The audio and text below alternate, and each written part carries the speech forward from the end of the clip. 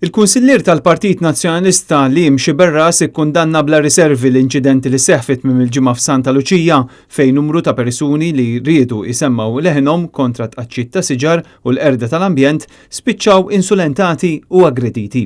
Fis-stqarrija insista li huwa ta' għajb li f'pajjiż suppost modern min jipprova jipprotesta jiġi aggredit. Il-Kunsillier Xeberras sostna li fil-waqt li ħadd ma jista' jżomm il-progress dan m'għandux isir b'detriment tar-residenti ta' Santa Luċija. Fil-waqt li huwa li l-ħruġ u dħul għal Santa Luċija ikunu aktar siguri, dan m'għandux iwassal sabiex il-Gvern ikompli jqaċċad aktar siġar b'detriment tal-komunità ta' Santa Luċija u l-madwar. U għafakkar kif il-Gvern diġà qaċċad is-siġar kollha li hemm fil-bidu ta' triq l-avjazzjoni sabiex wessa triq siġar maturi li kienu jagħtu kenn lil kull min jgħaddi minn dik it-triq.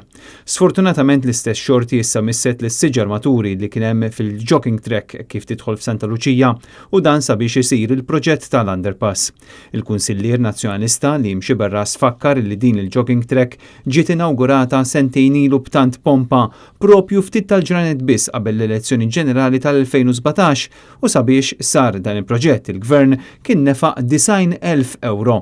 Din waħedha tindika li b'mod ċar dan il-Gvern miexi bla pjanu bla direzzjoni u turi l-istrateġija tal-Gvern li moħħu biss biex jitfal bżar fl-għajnejn u tħallas int mit-taxxi tiegħek. Gvern ħali bi flus il-poplu Malti tajt l-istqarrija. Liam Xeberras insista li ser jibqa' jkun il-vuċi tar-residenti li jirrappreżenta u ser ikompli jaħdem sabiex Santa Luċija ma tkunx il-ħaruf tas-sagrifiċċju f'din il-ġirja sfrenata li l-Gvern għaddej biha taħt l-iskuża tal-progress.